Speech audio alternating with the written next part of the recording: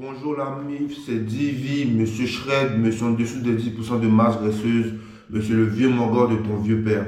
Aujourd'hui, on se retrouve encore pour une nouvelle vidéo. Aujourd'hui, je vais répondre à des questions et faire des éclaircissements sur certains trucs que je dis habituellement dans mes vidéos. Comme vous le savez, je ne vais pas vous répéter encore, vous devez liker, commenter, partager la vidéo et on commence tout de suite les gars. Je reçois souvent des questions, des gens me demandent pourquoi maintenant je fais seulement des vidéos où je parle, où je donne des conseils et pourquoi je ne suis plus autant en salle de gym comme j'avais l'habitude dans mes débuts, que ce soit sur Instagram ou dans mes shorts sur YouTube. Eh bien la raison est simple les gars, c'est principalement pour le foot, d'accord? De ce fait, je suis quelqu'un qui prend en fait beaucoup de muscles rapidement, surtout quand je suis très constant à la gym, d'accord? Et en fait, il fut un temps où même avant d'arriver ici en France, je jouais au Portugal et j'avais pris tellement de masse que j'étais monté à 96 kilos, ok? Le problème, ce n'était pas spécialement ma masse musculaire parce que malgré le fait que je sois à 96 kilos, j'étais l'un des plus rapides et des plus endurants de l'équipe. Mais le réel problème se situe en fait au niveau de ma coordination, au niveau de mon agilité et au niveau de ma maîtrise technique générale.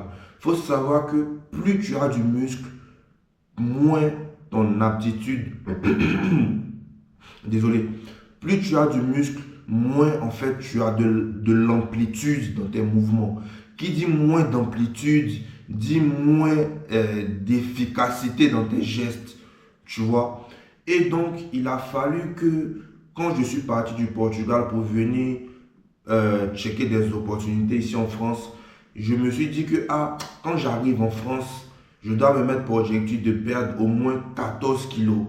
Entre parenthèses, j'ai réussi à atteindre l'objectif en 2 mois et je suis arrivé en France en début janvier. Et quand j'ai perdu ces 14 kilos là, il faudrait savoir qu'il y a eu un changement total dans tout ce qui concerne mon football, que ce soit la vitesse, la coordination, l'agilité. J'ai vraiment vu que, en fait, au foot, il ne faut pas simplement être musclé, mais il faut être fit en fait. Et plus tu es fit, plus ça te permettra en fait de, comment dire ça, d'être plus performant sur le terrain. D'accord? C'est pas que je n'étais pas performant, mais c'est qu'à 96 kilos en fait, il y avait trop de muscles. Tu vois, il y avait trop de muscles. Donc, c'est comme ça que j'ai perdu les 96 kilos et je suis devenu plus fit. Il faut savoir aussi que mon objectif premier sur YouTube, d'accord, c'est de partager mes expériences en fitness et également d'aider les gens, d'accompagner les gens à se transformer et atteindre le meilleur niveau de fitness, un niveau de fitness optimal et une transformation physique carrée. Donc, mon premier objectif sur YouTube, ce n'est pas spécialement de me faire de l'argent ou bien de je sais pas quoi. Avant même d'être sur YouTube, j'étais bien, j'étais carré, j'avais mes way.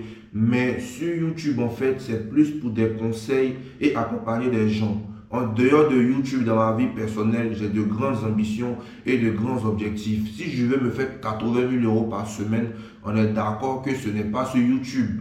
À part si tu es Mister Beast, mais pour faire 80 000 euros par semaine, pas par mois, sur YouTube, ça va être compliqué. Donc, voilà pourquoi il ne faut pas mélanger les deux. Voilà pourquoi je m'adapte en fait et je fais plus souvent des vidéos où je parle, je donne mon expérience. Parce que faut pas aussi penser que parce que je joue au foot, ça veut dire que j'ai pas d'expérience. Tu vois, l'expérience qui m'a permis de prendre du muscle parce que j'ai commencé la muscu quand j'avais 14 ans. Donc cette même expérience, c'est 10 ans d'expérience qui ont fait que de 14 ans jusqu'à mes 24 ans, j'ai eu des muscles et je suis passé à travers différentes phases de sèche, de prise de masse, de prise de force, de tout ce que tu veux. C'est cette expérience-là que je partage aujourd'hui avec vous. Donc, mon expérience est réelle, légitime.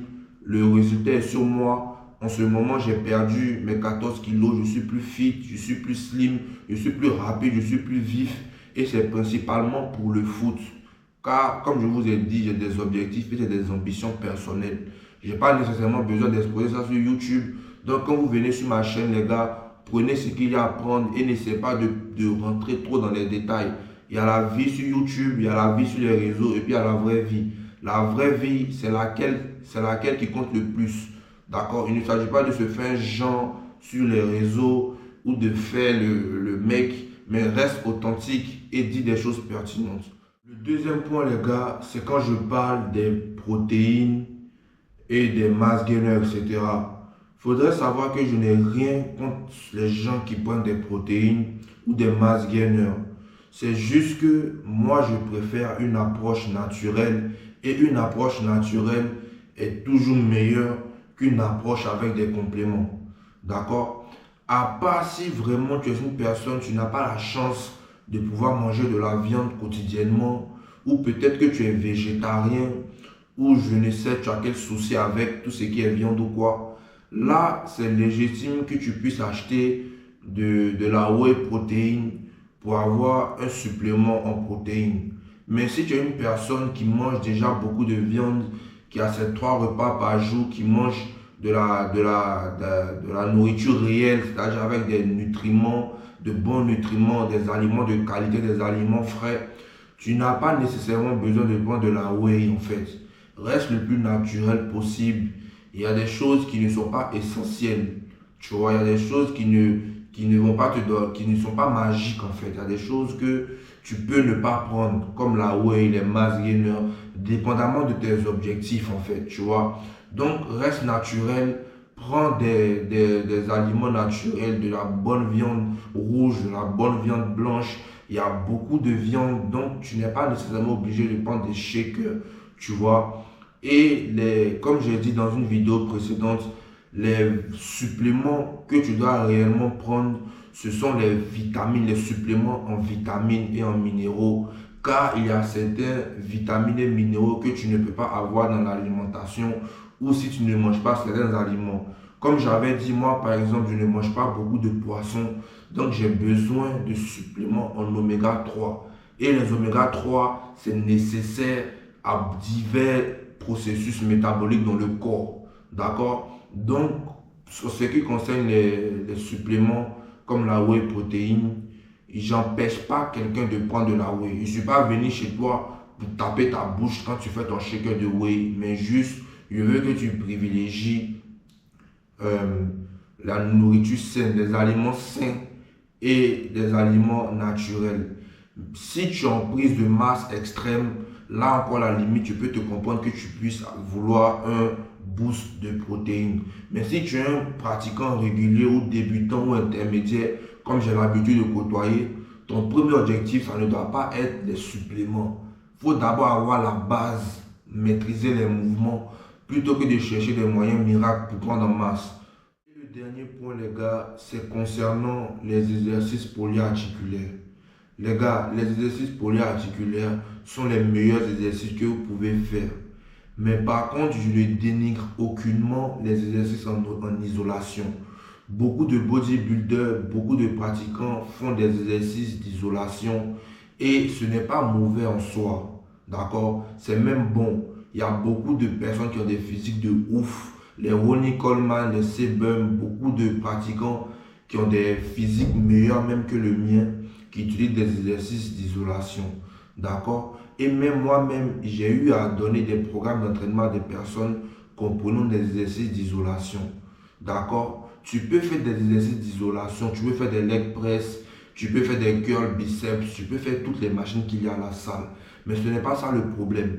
Le problème en fait avec les exercices d'isolation, c'est que ça va te prendre plus de temps pour avoir un corps harmonieux parce que tu vas devoir travailler chaque muscle tous les jours. Et c'est ça le principal pour moi, mais désavantage, comment on dit ça en français, défaut des exercices d'isolation. Alors que contrairement aux exercices polyarticulaires, eux, ils vont travailler ton corps dans l'ensemble. Tu vois, ça va te permettre de faire des full body. Tu vois, c'est-à-dire par exemple, lundi, tu fais full body haut du corps. Mardi, full body, down body, c'est-à-dire toute la partie basse. Et tu peux alterner entre partie haut, partie basse, partie haut, partie basse. Et tu vas voir qu'à un moment donné, là, tout va bien se développer harmonieusement. Et c'est ce que j'ai fait. Je ne dis pas que j'ai le meilleur physique, Mais pour moi, j'ai un physique très esthétique. Je ne suis pas bulky, je ne suis pas tout en masse, mais je suis vraiment très esthétique. Et c'est un physique de spartiate en fait. Même les femmes, il y a une étude, il y a certaines vidéos, quand tu vas aller sur YouTube, il y a un gars, j'ai oublié son nom, il proposait à deux femmes une photo d'un gars qui est vraiment bulky à la Ronnie, et puis un gars genre comme moi par exemple qui est plus slim, qui est plus fit, tu vois. Et là, il y a 80% des gars qui ont choisi le gars un peu plus slim, tu vois, un peu plus fit. Parce que cette allure spartiate, genre sec, mince là, je sais pas comment t'expliquer, mais c'est plus attrayant en fait, tu vois. Faut pas être dans l'excès en fait, sinon tu seras catégorisé, tu vois. Tu seras catégorisé dans certaines catégories parce que tu comprends ce que je veux te dire en fait. Donc bref, privilégie l'exercice polyarticulaire, mais j'ai jamais interdit à qui que ce soit de ne pas faire des exercices d'isolation. Même moi-même, si tu viens prendre un coaching avec moi, je peux te donner des exercices d'isolation dépendamment de la stratégie qu'on va mettre en place. Donc c'est tout pour la vidéo les gars, c'était le Divi en ensemble. Que Dieu vous bénisse les gars.